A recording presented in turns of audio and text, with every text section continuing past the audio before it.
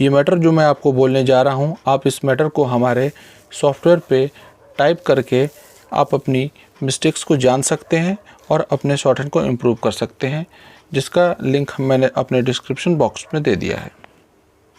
2.1 Start.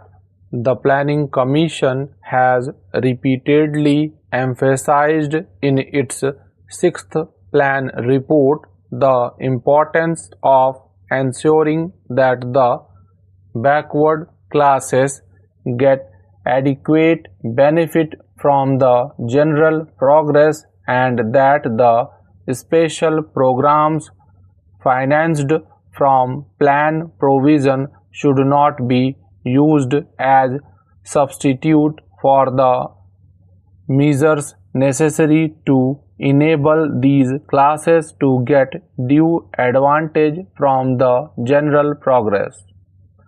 But no attempt is, however, made in the mid-term appraisal to assess how far this recommendation of the Planning Commission was effectively implemented by the central and the state governments.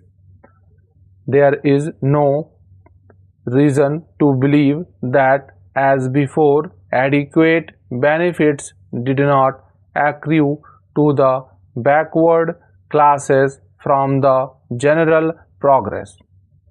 No doubt, some significant progress has been made in the field of education, but here two shortfalls are very glaring.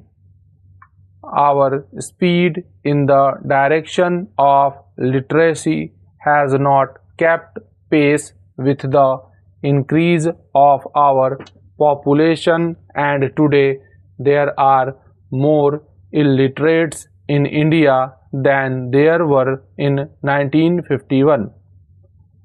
The mid-term appraisal itself confesses that the standard of education both at the primary and at the secondary stages has gone down. There has been no improvement so far as the discipline of students is concerned. No attempt whatever has so far been made to cultivate in the students the democratic spirit, to educate them in the art of democratic citizenship, to befit them for discharging their duties as democratic citizens.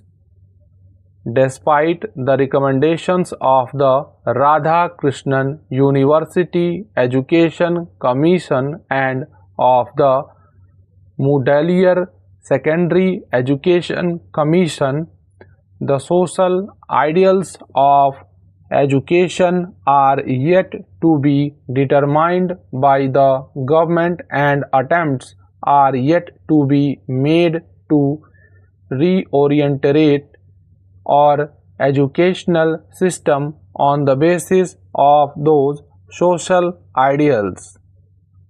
The directive principles of state policy required that by January 1961, provision for free and compulsory education for all children up to the age of 14 was to be made by the state.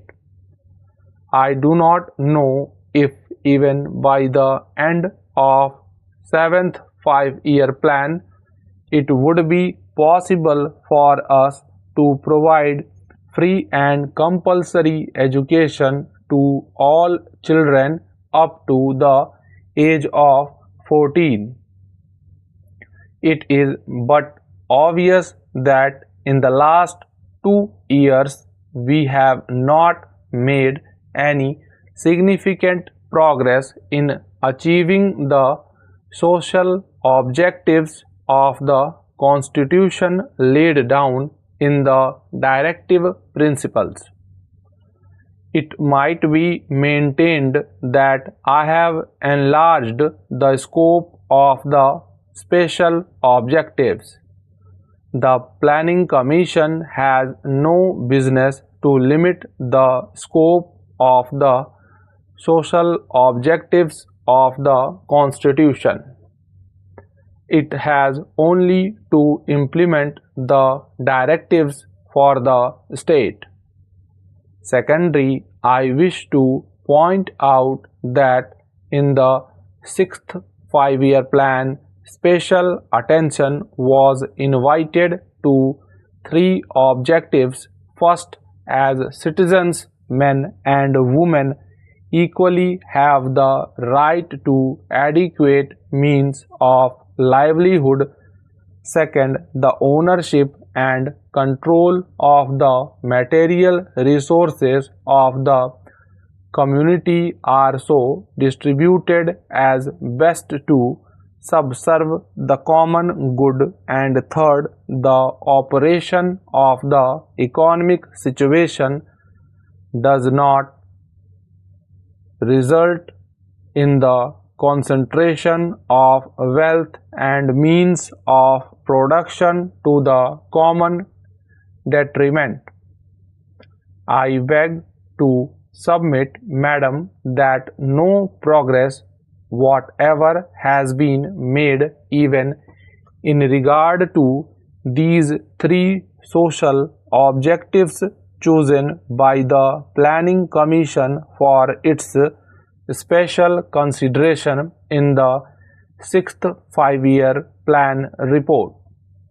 Madam, I may point out that the directive principles of state policy also required the state to pay special attention to the promotion of cottage and rural industries, and even in the sixth five-year plan report, considerable stress was laid on this matter.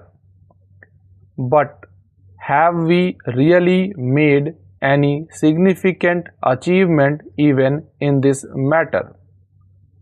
The mid-term appraisal confesses that there has been a certain decline in the production of gur and khandsari and vegetables oil. In great many other village industries, relatively a marginal increase is reported. The production of handloom cloth and khadi no doubt showed a sizable increase, but at the same time, production is estimated to fall short of the planned target at the end of the sixth plan period by about 100 to 150 million meters in the case of handloom cloth and 50 to 60 million meters the case of khadi. It is admitted in the mid-term appraisal that small industries and industrial estates generally suffered for want of certain raw materials, especially since the onset of emergency. I beg to submit, Madam, that while our government claims to be imbued with the spirit of Mahatma Gandhi, the father of the nation, and claims to stand for the promotion of small-scale industries, cottage and rural industries as required by the father of the nation, this government is according stepmotherly treatment to the cottage and rural industries as well as to other small-scale industries. Take the case of gur and khandsari. Sometimes the government becomes very enthusiastic about promoting Khand Sari. Sometimes all sorts of restrictions are imposed on the production of gur and Khand Sari. The Defense of India rules were used to regulate the supply of sugarcane for producing gur and Khand Sari.